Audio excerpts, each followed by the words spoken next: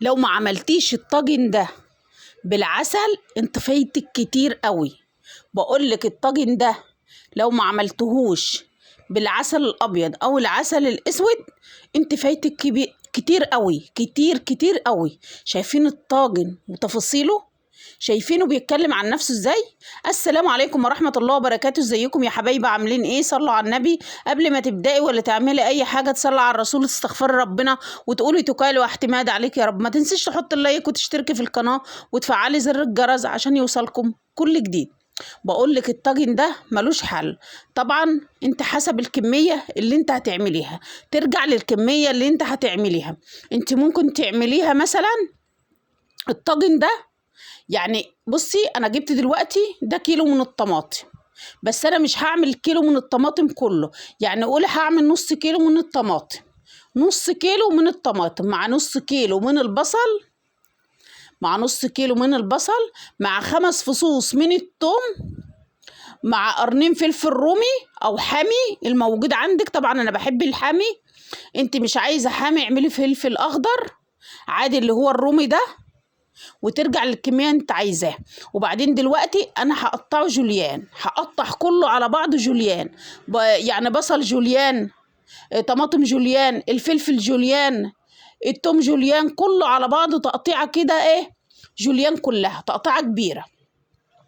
عايزه تصغريها دي حاجه بتاعتك، بس التقطيعه الكبيره دي بتدي طعم تحفه.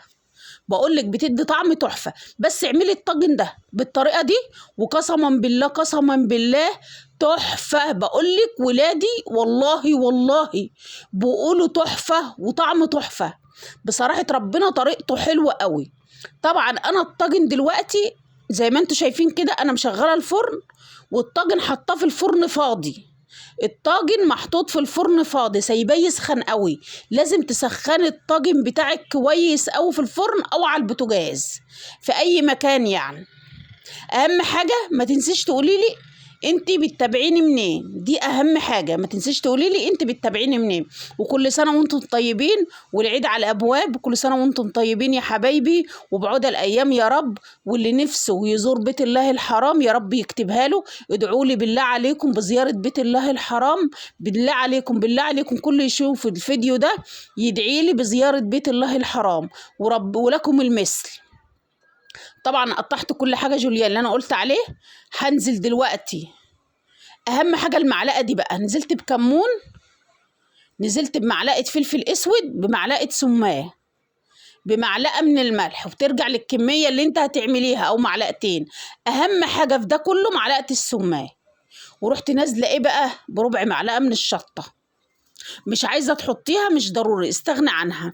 نزلت بمعلقتين من الخل، نزلت بمعلقتين من الزيت، معلقتين من الخل، معلقتين من الزيت. العسل بقى الابيض انزلي بحوالي معلقه عسل ابيض كده، بحوالي معلقه عسل ابيض مع السماه، بتودي الطاجن ده في حته تانية. بقول لكم معلقه العسل مع معلقه السماه بتودي الطاجن ده في حته تانية خالص. بس جربيه بالله عليكم، جربوا الطاجن ده زي ما انا بقول لكم كده وانتوا هتدعولي. طبعا مسكت كل الخلطه بحالها كلها، تتبيله بتاعتي مع عصره ليمونه، التتبيله بتاعتي كلها، واديتها تقليبه محترمه.